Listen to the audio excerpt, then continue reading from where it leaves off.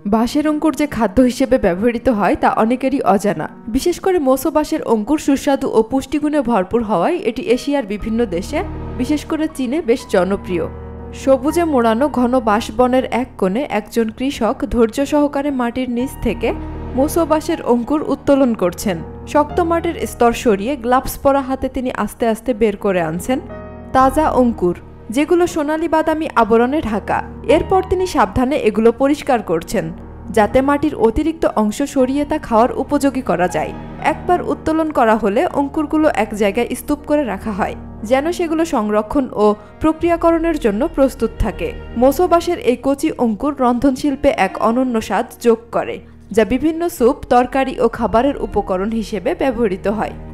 এর হালকা মিষ্টি স্বাদ ও খসখসে নরম গঠন অনেকের কাছেই প্রিয়।